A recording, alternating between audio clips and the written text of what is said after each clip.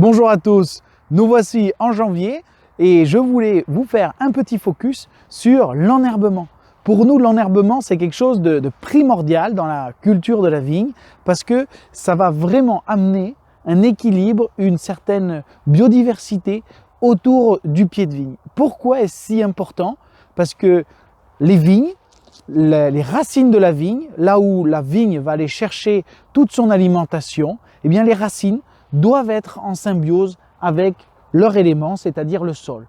Et pour que cela se passe dans de bonnes conditions, il faut avoir des micro-organismes, mais aussi des champignons qui se développent dans le sol. Comment est-ce qu'on arrive à faire cela pour qu'effectivement, je rappelle l'objectif, c'est vraiment de produire des vins qui soient le plus qualitatifs possible, qui arrivent à avoir des arômes d'évolution. Du coup, il faut que ces vignes aient la meilleure absorption au niveau racinaire pour qu'on ait une vraie sensation lorsqu'on boit les vins, une sensation de terroir, d'appartenance à un sol, un type de sol viticole et un climat, une méthode de travail à des cépages.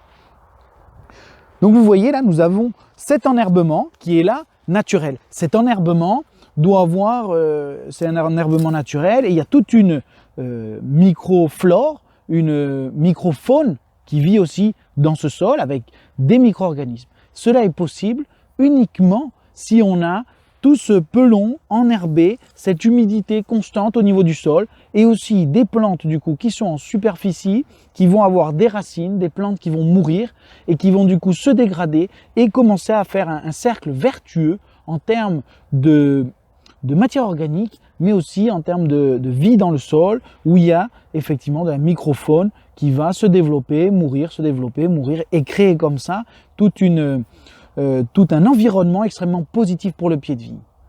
Et par rapport à ça, nous avons une gestion un peu particulière parce que vous verrez que l'on travaille un rang de vigne sur deux. Et là, on croise un autre objectif. C'est-à-dire que là, vous voyez, ce rang-là a été travaillé et a été enherbé du coup de manière, on pourrait dire artificielle, avec des semences. Ce n'est pas un enherbement naturel. Pourquoi est-ce qu'on a fait cela? Pourquoi on travaille un rang sur deux alors que l'enherbement est si positif que ça pour les vignes? Eh bien, il faut savoir qu'on fait ça qu'une seule fois dans l'année, en hiver, et l'objectif est de remettre à plat le rang de vigne. Parce que quand on travaille avec nos petits tracteurs, vous avez déjà dû les voir, ce sont des tracteurs qui font à peu près 1,10 m de large, cette largeur, donc ils sont extrêmement peu larges. On a toujours un problème de stabilité, notamment quand on arrête d'utiliser des herbicides comme nous, on est obligé de travailler le sol avec des outils qui viennent sortir l'herbe sur les bords des rangs de vigne. Et qu'est-ce qui nous arrive après une année de travail comme ça, où on est passé 5, 6, 8 fois dans les vignes pour sortir l'herbe? Eh bien, on a un léger déséquilibre qui se crée au niveau du rang de vigne. Et pour compenser ce phénomène où on va avoir un creux qui se crée d'un côté, eh bien, on va remettre à plat le rang de vigne et on va aussi sous-soler. On va passer avec une lame en profondeur pour aérer le sol, pour éviter, pour compenser un peu ces tassements qu'on peut produire avec le passage d'un tracteur. Donc, on remet nos sols à plat en utilisant une herse rotative et on en profite pour installer un semis.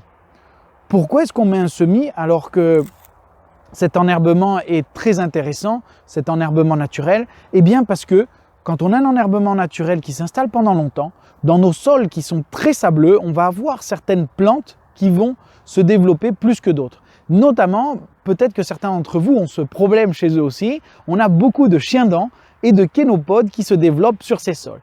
Et ces deux plantes-là vont se développer beaucoup en milieu, fin d'été, quand il fait très chaud, en période de sécheresse, vont venir pomper de l'eau et des éléments dans le sol, et du coup, ce qui va être un peu au détriment de la vigne. En mettant ces couverts-là, on va restaurer un certain équilibre en empêchant ces mauvaises herbes, ces herbes qui vont un peu trop concurrencer la vigne.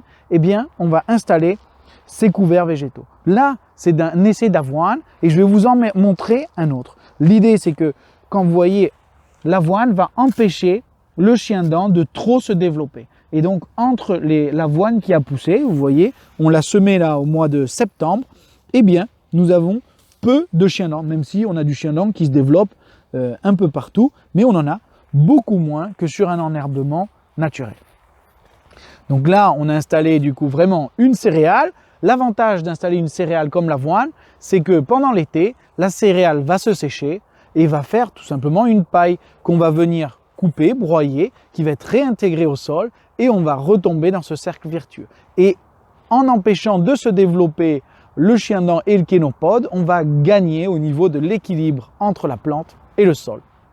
Ici, nous avons un autre essai avec là aussi de l'avoine, mais avec de la veste. C'est une autre plante qui va permettre de fixer un peu d'azote au niveau du sol parce qu'elle est capable de fixer l'azote atmosphérique. Ça va apporter du coup quelques éléments azotés en plus de l'avoine qui va elle apporter plus de la lignine, c'est-à-dire de la matière organique tout simplement.